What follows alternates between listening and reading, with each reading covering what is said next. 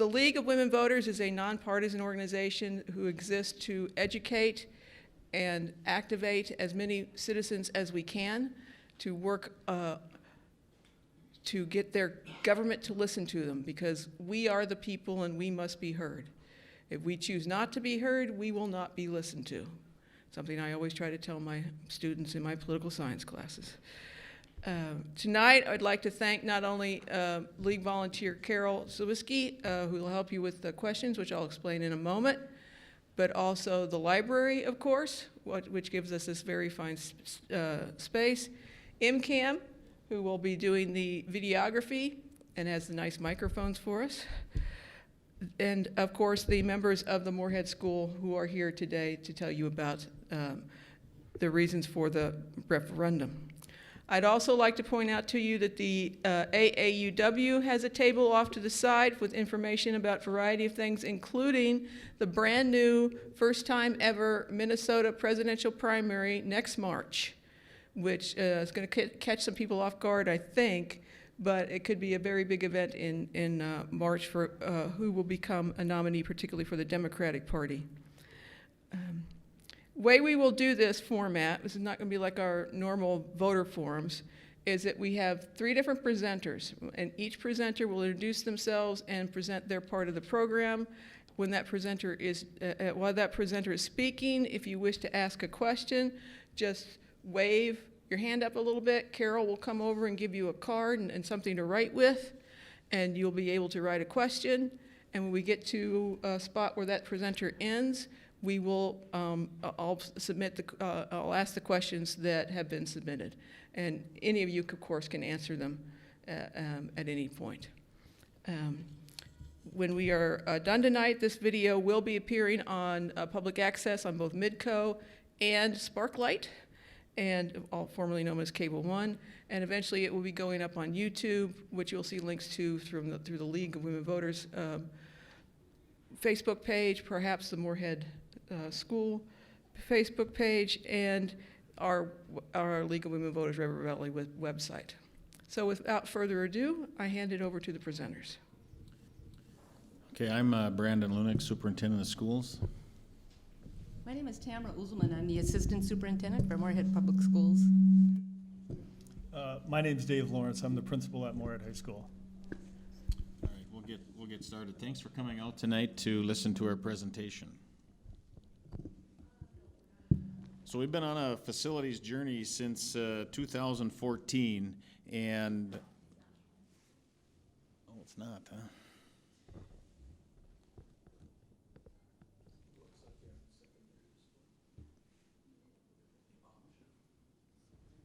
You want to fix that for me, Dan?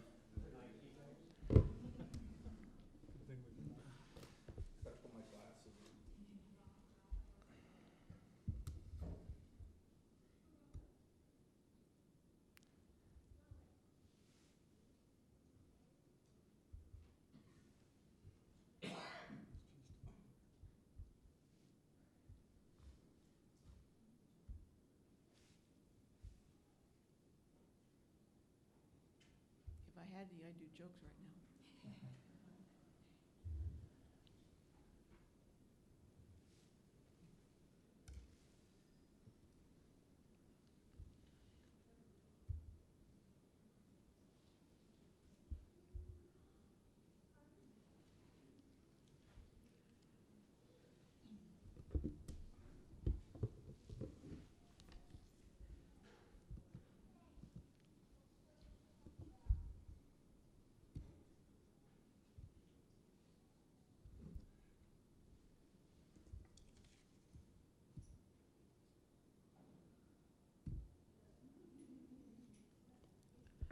May I perhaps ask a question while that's being worked on?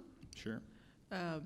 This is a person who says, I will vote yes. I'm hoping the school will be green and use technology to heat and cool. Can this be done? Can we install solar collectors? Greta has made us aware we should do all we, I think that's Thornburg, we should do all we can now, especially since we are starting new. So one of the things that the district is always concerned about is building sustainable buildings, but also doing it in a responsible manner that gets us a return on our investment. So as we go through this process of design, we do plan to look at the use of passive solar and daylighting to reduce our energy load. We also will continue to look at designing efficient electrical and mechanical systems. So we'll continue to look at those options as we get further and further into the design. Shall I just keep going? I got a couple other questions. Will students who are on IEPs, and I assume you know that, but I don't know what it is, be included at the Career Academy? This is for all students, correct? The Career Academy is for all students. An IEP is an individual education plan, and we have students in our district who are enrolled in special education services. They spend part of their day in special education services, but also in general education services. So our intent is that the Career Academy is open to every single student who wants to do some career investigation and exploration. So just back up and repeat in case the introductory piece was missed. But the question related to whether students with an IEP would be able to be educated at the Career Academy if they so chose. And the short answer to that is yes. An IEP is an individual education plan that students enrolled in special services have built for them to accommodate their needs. Our intent, again, is that every student, whether they're on an IEP or they are a general education student, has access to the Career Academy to investigate what they want to learn about in those career pathways.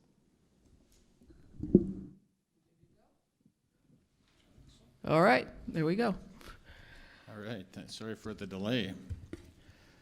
Since 2014, the Moorhead Area Public Schools has been on a facilities journey, and it started in 2014 with a master facilities task force, and in that task force they looked at basically three components. One would be to solve our elementary K-8 capacity, and the second part was to eliminate leased property, and the third part is what brings us here this evening. And so it's been a multi-year journey that's involved 4 task forces overall, and combined over 150 community members moving forward. So in 2015, the Master Facilities Planning Task Force took 34 community members, and like I said earlier, achieved those 3 bullets, and one was to solve our space for our growing K-8 enrollment. 2 was to reduce the lease space that we talked about, and 3 was to improve the security.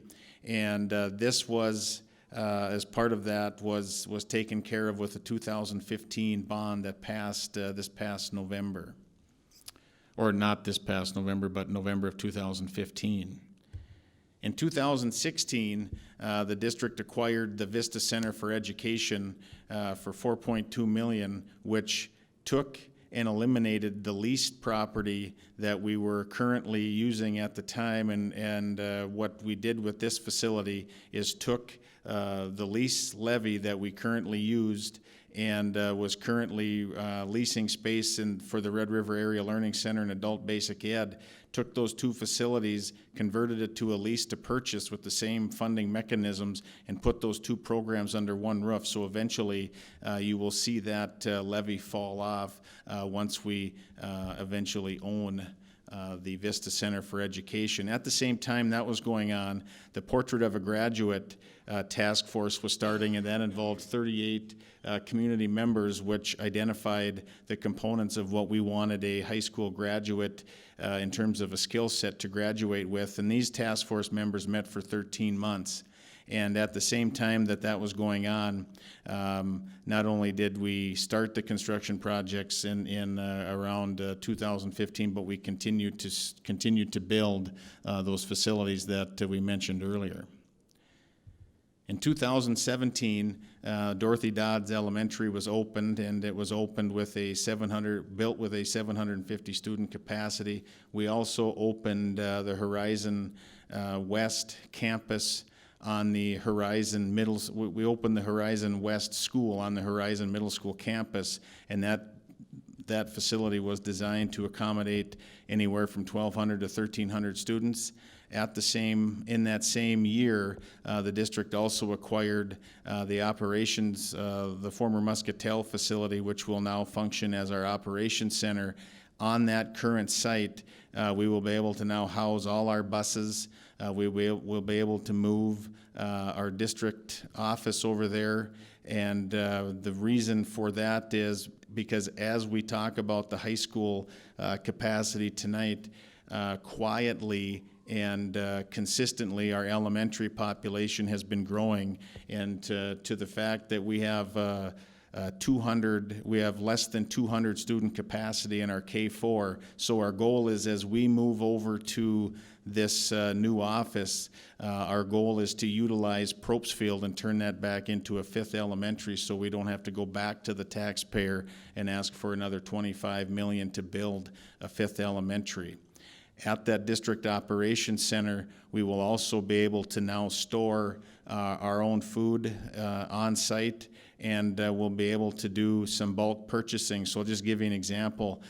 Prior to this facility, we have never been able to buy things in bulk for our operations.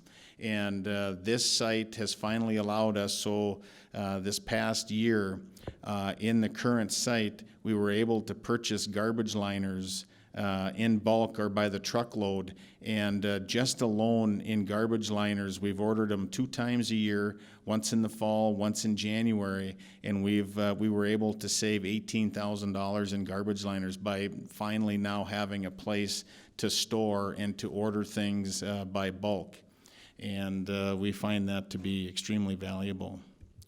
In 2018, a high school task force was formed, and that also consisted of 39 members from the community, and they went through a few options to help create the recommendation they ultimately made to the board. And in that task force, there was a community survey that was issued, and it came back that 54% of the community would support a project at about $110 million. So that was one of their drivers in their recommendations. The other choice that was thing that was talked about was the one high school decision was made to stay on the current site, to also respect the work that the city of Moorhead was doing with the underpass and with the improvement of access due to that underpass, and why it was built was to also help improve the safety for our 912 population. We felt that it was important, or the committee felt that it was important, to respect the work of what the city of Moorhead was doing. And the other option was that although the bond will provide you dollars to build a facility one time, the task force was ultimately concerned with the annual operating costs of about $9 million to operate a second high school. And so the task force felt it was important to continue with the one identity, but ultimately chose 2 campuses with the Career Academy. Some 2019 activities.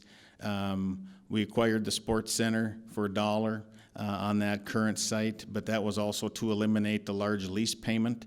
Currently, we were paying the city of Morehead around $235,000 a year to lease that space, and one of those continued goals was to eliminate that lease space, but we also acquired it to improve the safety and security of the high school campus on the east side, because when we needed the Moorhead Sports Center to be its tightest, because that's when we had our kids there, it is a public building, and it was open, so we didn't have any ability to control the east entrance of the high school campus. We also acquired the Morehead Career Academy, or the former Sam's Club building, to be our Career Academy, and we acquired that for roughly $30 a square foot, and if we were to build that in today's dollars to build it just like it currently sits, we would be spending well over $20 million to make that reality. So we felt good about that investment. Conceptual Design Task Force also met at this point, and that's where we continue to, the design of the facility continues to evolve, and so we feel good about where that is currently. And the planned high school space that we're talking about tonight will be designed for anywhere from 22 to 2,400 students, and that student population in terms of class size is projected to be our largest class sizes are projected to be there by 2023. So this is a plan that times that out pretty well in terms of being built at about the time our largest class arrives on the scene in terms of 9th grade.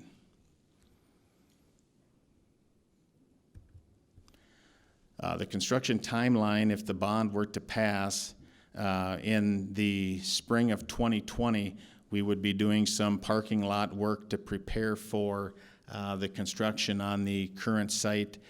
Career Academy programs will continue to be developed. In the year of 2021, we will have the Career Academy ready to open. Construction on the 3-story high school academic wing would begin. In the year of 2022, the construction of the high school would continue in phase 1. We would, at this time, determine what the best use of the Probstfield Center for Education is right now, which is currently where we are housed with early learning, and what the future of the Vista Center for Education will also be at that time. And we're going to use those facilities to help us address our elementary capacity, like we mentioned earlier. In the year 2023, we will open the new Moorhead High academic space and begin phase 2 of the high school construction. And in 2024, we would then, the construction would be ultimately completed at Moorhead High, and we would be able to open that facility at 100%. And this would also include the Career Academy, and at that time, our enrollment is projected to be at around 2,400. So. I think it's important to walk through that. Can we ask some questions first? Sure. Since we're about to change the presenters, I got a couple of questions that people have brought. Somebody is questioning your polling numbers. About 54%. They were asking how many taxpayers were polled, but can you just give a layout of when the polling was done and things like that? That's a good question. So that survey that was given out to the community was the demographic was representative of the last 2 or 3 elections, 1 or 2 elections in Moorhead, and they polled about 350 people. Okay. And another question is, what is the capacity for the new high school? The new one? Yeah. It would be built for anywhere from 2,200 to 2,400, with the Career Academy being ultimately built to serve anywhere from 300 to 700. So a total of up to 2,700 or something like that? Well, it depends on how you look at it. So you could say 2,400 with a max of 700. You could say up to 3,100 kids could be served. Okay. Any other questions? If you do get questions, just ask for a card. Just put your hand up and we'll get questions to people. Now we'll continue our presentation. Thank you. All right, thank you. Again, I'm Tamara Uzelman. I'm the Assistant Superintendent, and I wanted to talk with you a little bit about the overall timeline that Superintendent Lunick mentioned, and then boiling it down to where we're at right now. So this work started in 2015, and if it comes as a surprise to people, I think it's because it's just coming to their radar now, but there really is a pretty well thought out plan with an awful lot of community input. However, what it did from 2015 until 2019 is create the idea of what we want for proposed new high school. Superintendent Lunick talked with you about the committee members. I'd just like to do a shout out of thanks. They were down in Morehead High, and they spent a lot of time in the actual Morehead High building mulling over what some options were. They also took a road trip or 2 or 3 and did some site visits. Other staff did site visits as well. But what they came up with for the school board was this recommendation. And the recommendation was to rebuild Morehead High and to rebuild it on the site where it sits right now. And as we mentioned just a moment ago in the questioning, the Morehead High School building itself would be built for approximately 2,200 to 2,400 students. if it were built on this timeline, sort of this 10-year task force timeline, the space would open just in time. Just as we reach that number of students, we would have, or projected to have about that number of students. So there's a really exciting option on the table with the rebuild of the Moorhead High, and that is to use this Sam's Club to develop a career academy. And I'll go back to the earlier question about who's going to attend the Career Academy. Because it's really going to involve 7 deep pathways, it will be open for kids who want to explore any kind of career ladder. So it might involve opportunities to learn the trades, and it might involve opportunities to learn a medical field, anywhere from an entry-level position all the way up to some deeper experiences studying, for example, what it would take to be a doctor. So we're excited about that. I think, again, the task force recommendation, they wrestled with a number of things, and some of those things were how much tolerance is there in the community, knowing we have to do something, these kids are coming. And then they really did their homework on one high school or two. They really supported the invested infrastructure in the new road that's going out by Morehead High, and then dived pretty deeply into what do we want for the Career Academy experience for our kids coming out of Morehead High. Questions about the Career Academy. How are you deciding what is being offered in the Career Academy, and how will students be chosen to go to classes there? So we're deciding what'll be offered there kind of as we speak. We had community input. I think there was, in the proposed Morehead design, the high school design, there were at least 50 people who spoke into that.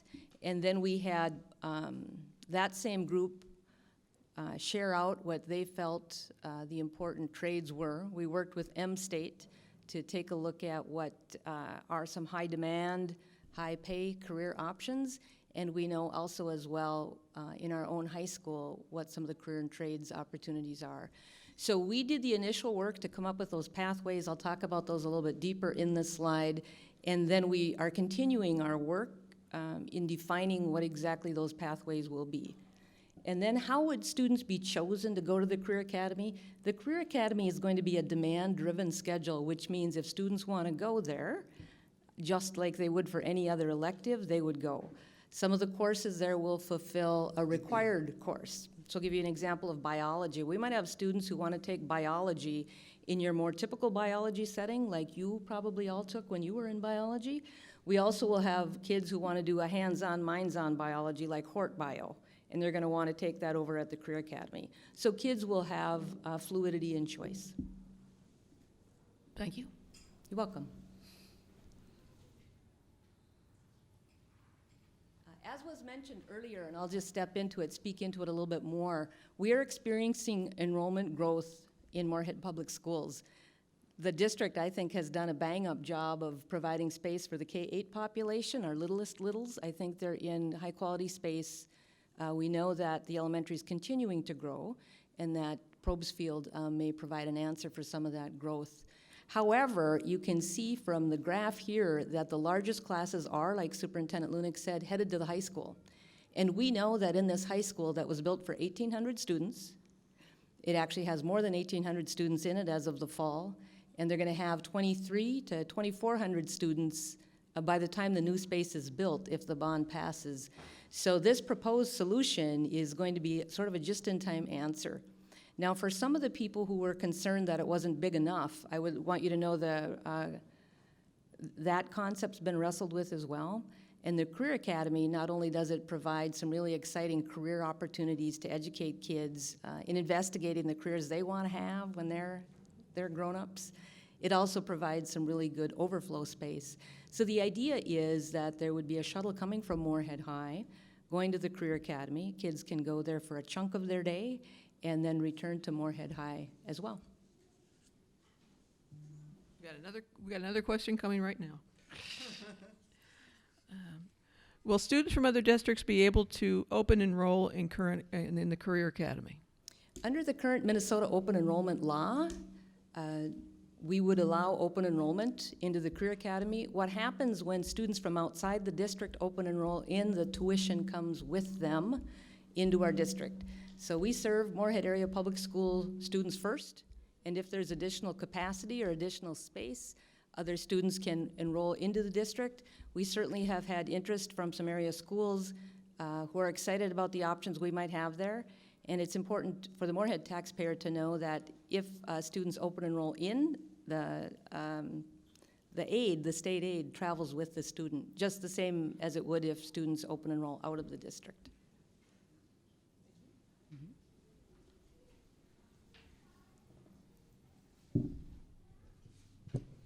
It's a long ways away. Can you slide it over? Oh, I'm sorry. No, I'm sorry, I should have brought my binoculars. Hi, once again, I'm Dave Lawrence. I'm the principal at Moorhead High School. I'm just going to speak to a few issues that are currently ongoing at Moorhead High School. If you look at the picture of the slide there, all of the gray classrooms are classrooms that have no access to natural lighting in their classrooms, and it's over 70% of the classrooms in the building. And I think if you've been in some other schools and you visited other schools and you went into Moorhead High School and visited some of the classrooms, it would be the first thing you would notice when you walk into the building.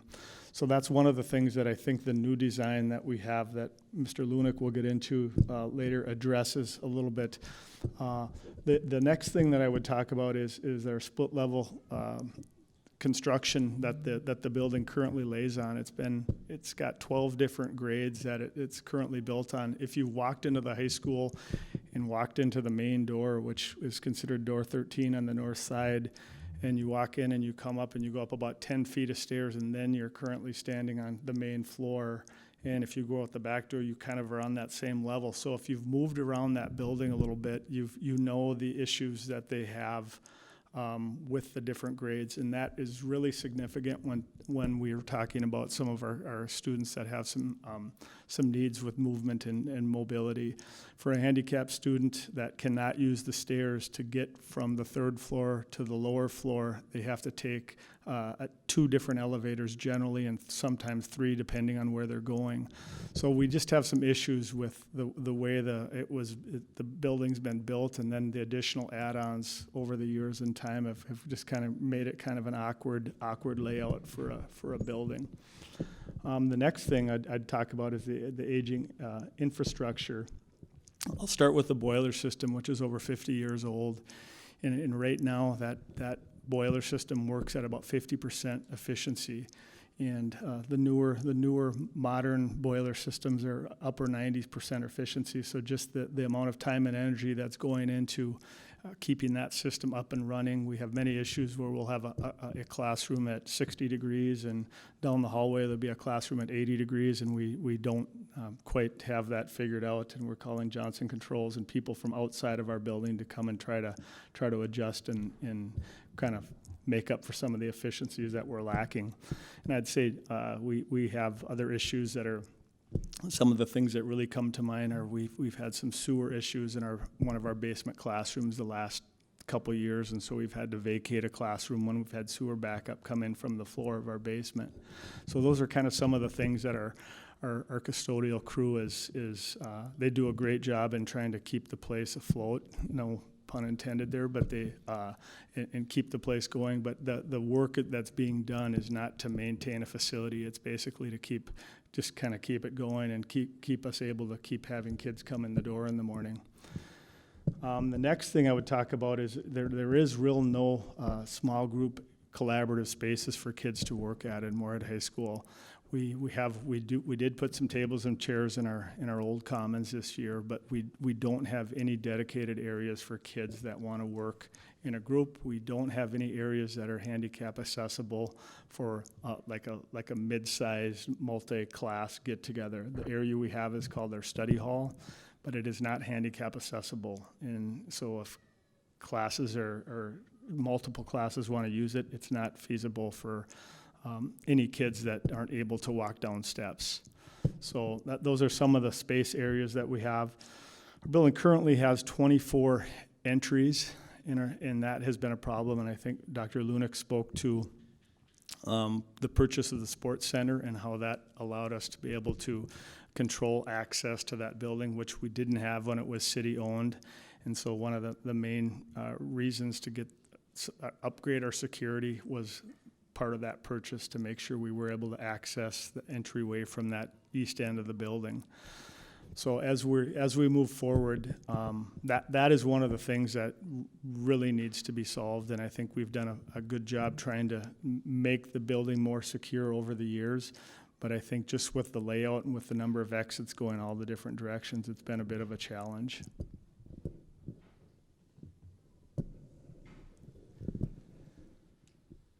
Now, I don't know how clearly you can see that new plan. But how that plan sits is, and you guys can, if there's anything you want to make sure I'm missing on this, the building will come in phases, and if you look at the yellow portion of the build, that would be phase one. And the architects put this plan together. So once construction started on phase one, where to get your bearings straight, that is in the parking lot of the north of the building. So as that is being done in that area, Moorhead High School would continue to have class and be in the buildings that we're currently in. So upon completion of phase one in the yellow, the orange, the rest of the construction phases would happen with the demolition of some of the current areas and the building of the next two phases that would come into play. So I don't know if that kind of makes sense to you, or you can see it clearly up there. Anything else on the? I think we've been asked about parking, and parking would be the first pieces to be done if this bond passes. Because this is going to be built out into the parking lot, the new parking lots would be added over here. So I think that was significant. Dave talked about this academic space, and when you look at it on a flat layout, I actually think it looks kind of shrinky compared to some of the bigger spaces, but you have to remember this is 3 floors tall. So this academic space really is a huge bulk of the building. It doesn't look that way on the flat map, but indeed it is. Okay. Oh, the mouse isn't showing?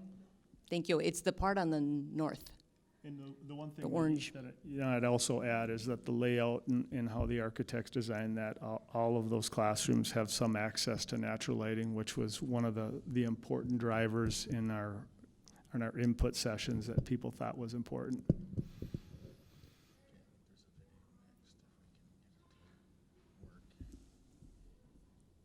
Let's play. You just hit. I think so.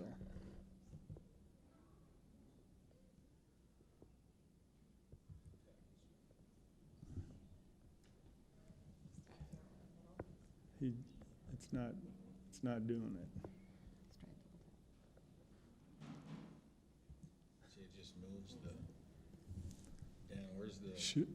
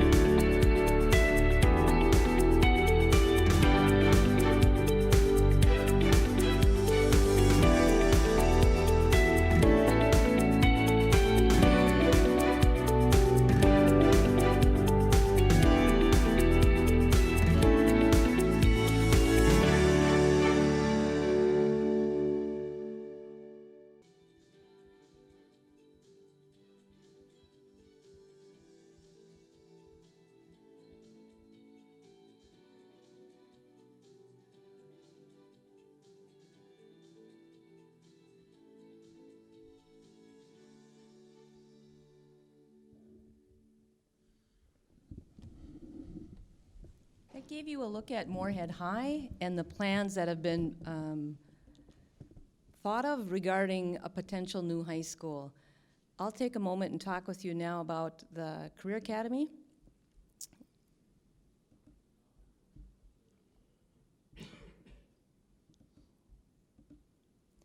And so if we take a look at the Career Academy, just go to.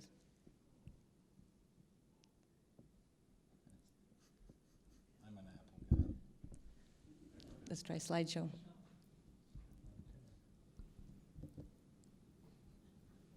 Play from current slide.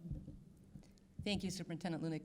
That'll give you a map of the Career Academy. There's no video to show what the Career Academy could look like as it's sort of built out because it already exists. However, I can talk about some of the programming that's going to go into it if the bond passes. So it's important as we think about the Career Academy, the pathways that we could have inside this large space. I don't know if you've ever been into an empty Sam's Club building, but it's a massive space. And so there's all kinds of potential opportunity that exists in that building for kids. The building, as we said earlier, was purchased for $30 a square foot. I've been doing this schoolwork for a while. I think that's the bargain of a career, to be honest with you.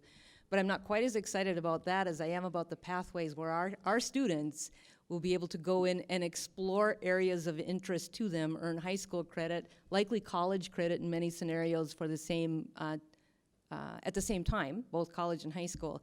And so the pathways that we have laid out right now are health and human potential. That might be something in the medical field. It could be experience in becoming a teacher. And so it's child development courses and then earning your paraprofessional certificate and probably some credits that would advance you as you go into college. So we're excited about those opportunities. Farm to table, we are an ag-based community. We know that. We have a pretty strong belief in agriculture, and we want to make certain that we're raising students who maintain that interest because it's certainly a viable employment opportunity here. Transportation is a big career, so whether we're talking about trucking or railroad or even airways, we know that transportation is of interest to our students. Business and entrepreneurship is profoundly interesting. To kids, we want to do some hands-on things, so one of our ideas, if I could tie together a couple of pathways, is what if in this farm to table we actually had a small cafe operating right inside the Career Academy, and if we did, then the business entrepreneurship classes would actually run the books on the cafe. So you can see how kids would be engaged in a couple of pathways at the same time. Design thinking, architecture, those type of careers, that's important to kids. The maker trades, the actual trades, so there's a solid trades component if we can pull off this Career Academy.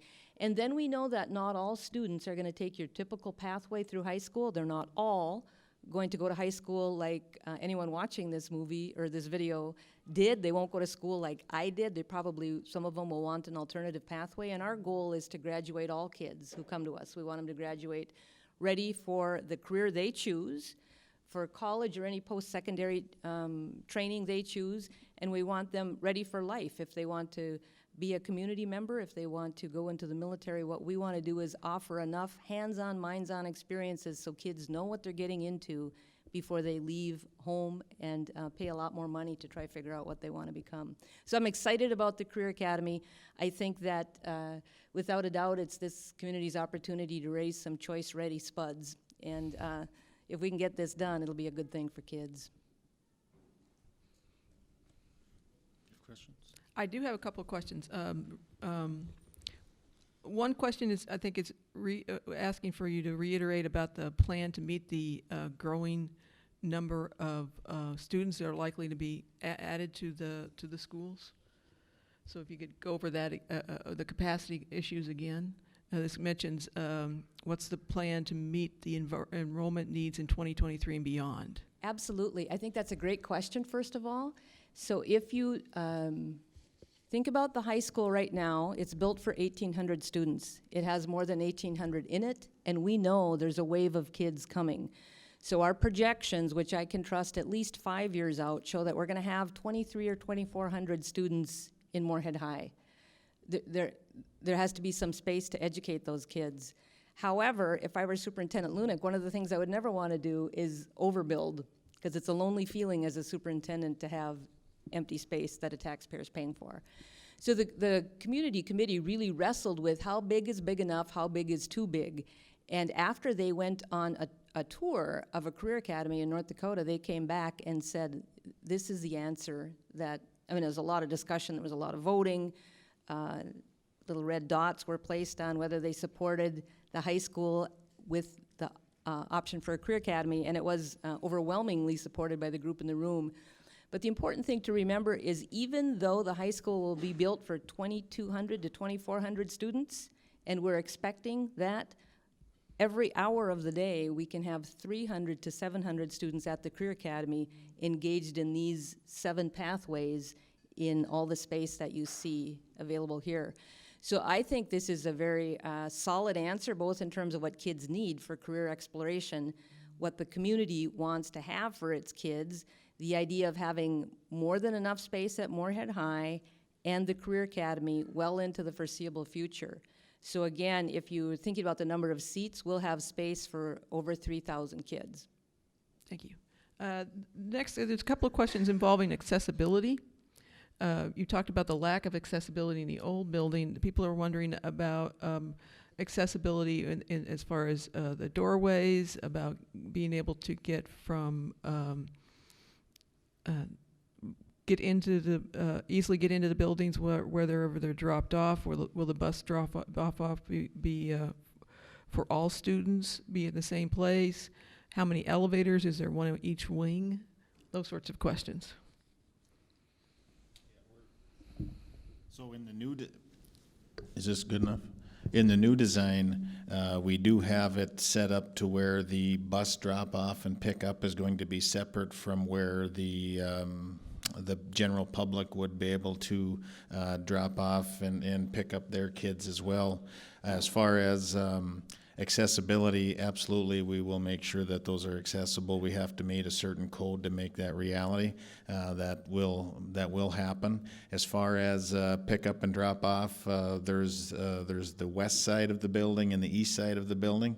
And we're continuing to identify where the best spot is going to be to have our special needs transportation drop off and pick up kids, but it will be separate from the parents and the general public that will drive in and drop off, where right now we don't have that ability to separate that. We park our buses along 2nd Avenue and kids are darting out between buses to get to their cars. That will not happen in this new design.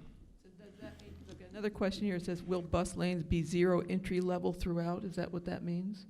I think that's what it means. That so when we think about students and the fact that we educate all kids, we think of them as abled somehow, right? All kids are abled somehow. Most of our kids are ambulatory, they walk.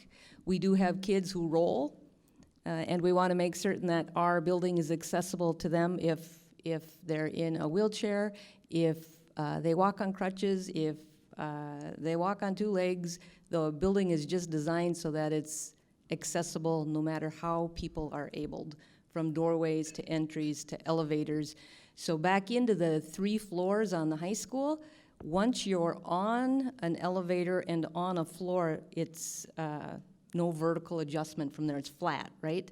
Whereas in Morehead High right now, as Principal Lawrence described it, you can be on 1 floor, but if you need to go to another floor, sometimes that is more than 1 elevator ride depending on where you're at in the building. There won't be any of those kind of issues. And again, I just think it always comes back to we want to teach all our kids, and it doesn't matter to us how they're able. They deserve to have an education. Oh, in each wing, yes. There'll be 1 in each wing, so you'll be able to serve, 1 elevator will serve, you know how it had 4 wings? 1 elevator would serve those 2, and then another one would serve the other 2 on the other side. I've got one more question that's been handed to me right now. Is explain farmland tax break. That's coming up in a couple slides. Okay. So can I pick that one Sure, up? go ahead. Okay, so we'll continue to move on. Right now, I want to talk to you about the tax base in Moorhead, and the reason we're setting this up because it sets up the next slide pretty well. So when we talk about tax base in Moorhead, since 2011, the market value in Moorhead has continued to grow roughly 5% a year from 2012 to 2018, and why that's important is because it sets up the next slide in terms of impact to the homeowner. And when we look at your home value in 2015 on the $78 million bond, the average price home in Moorhead was roughly $150,000, and the impact on the homeowner of a $150,000 home paid $9 a month roughly on that $78 million bond. If we fast forward the clock to today in 2019, the average price home is around $200,000, and in the $110 million bond that would go to the voters in November, that impact will be roughly $8 a month moving forward. And so the value of growth is quite important when we start talking about the impact on a homeowner. So that is the ultimate tax impact on a $200,000 home. Your question on the egg to school question, I think, can be answered right here. And if you own egg land and it's classified as egg land, currently what the state had done previously prior to this last legislative session is they appropriated money to this egg to school credit, and it was a credit up to 40%. So if you owned egg land, you had a 40% credit coming to you from the state. Now, the positive about this is it's gone from an appropriation now to being statute. So, and not only has it gone from an appropriation to statute, the state has also increased their commitment to this egg to school credit. So you can see in fiscal year 2020 that that commitment jumps to 50%. In fiscal year 2021, it jumps to 55%. Fiscal year 2022, it goes to 60%, and it plateaus in fiscal year 2023 at 70%. And the nice thing, like I stated earlier, is no longer is this an appropriation, but it is a law. So if this had to be changed legislatively, you'd have to change the law to change what has now been converted to a law. So that's the egg to school credit, and I hope that answered that question. I would hope. But you have to ask the person who gave it to me. I don't know. Hopefully it did. Okay. So ultimately, by 2023, there'll be a 70% credit on bonded debt. Now, keep in mind, it has to be only on the bonded debt, and you have to have ag land that's classified. It has to be classified as ag land to qualify. Anyone have any new questions? All right, so I don't know if we've answered every question that everyone has. I do want you to say that that's our job, is to either answer your question or find answers for the questions that you have. We do keep a running record of any questions asked of us, so we have a frequently asked questions linked out onto our school website, which you see on this slide deck. But you may want to come in and take a look yourself at the high school. It's one thing to hear about it. It's quite another to see it. And I think it's important for people to take a look at it, even if they went to school there in the 60s or the 70s. We all carry those memories of what school is and what school is like. But come on in and take a look. We have open tours on Thursday, October 17th at 7 p.m. Again on Tuesday, October 29th at 7 p.m. You'll come in with a group. You can walk around. You can ask questions of anyone partaking in that tour. There'll be people who served on the facilities task force who will be out and about in the schools. There'll be school administrators, teachers. So we'd love to have you stop in and take a look. Come and see for yourself what it's like. And then if you want to learn more and take part in the State of the District session, you're welcome to come on October 24th at 6 o'clock over at Probes Field in the boardroom. We'd like you to RSVP so that we can keep an eye out for you. You can RSVP, and then you come into the building in door number 3, I believe, which is on the west side of the building. So go ahead and let us know if you're going to pop in. Like I say, we'd enjoy having a crowd there. It's always exciting to see people show up and ask questions, hard questions, uncomfortable questions. We're very open to addressing issues. And then again, if you go to the website, you will see information that we've covered tonight. You'll see questions that have been asked by other people at other times. You may have a question you'd like to ask. You can ask it anonymously through the web. You can call us and ask it. Our goal is to get information to you so that you can be an informed voter.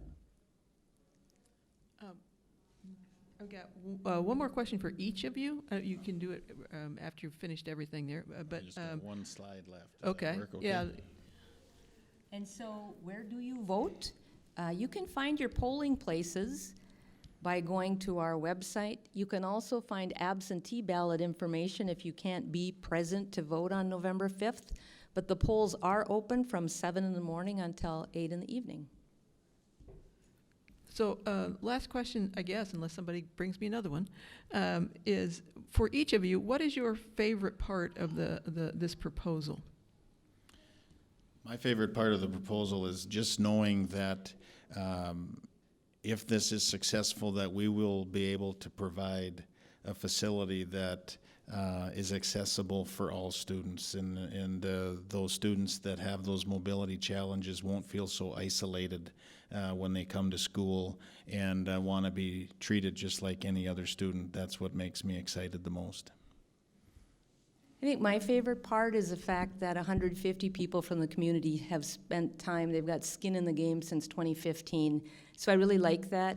But I got to tell you, for me, the most exciting thing is if we can get that career academy where kids can investigate careers. I'm thrilled beyond belief if we could have that for our kids. I would have to say, you know, when your frame of reference is Moorhead High School and that's where you've been, you may have a certain perception of it. And, you know, I think many people have kids, and I had kids in activities, and we're able to go and be in other schools and see other schools that have been built in the last quarter century. And to walk into building after building after building and say, wow, this is what schools look like now. I think our kids just deserve better in Morehead, and I'm excited about the possibility of our kids getting what they deserve, I would say, is what I'm most excited about. Last chance for questions.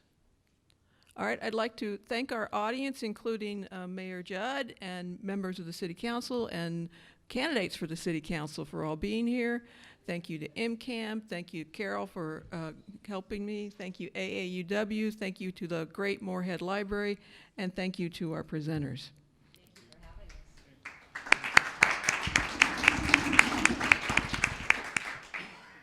Everybody vote.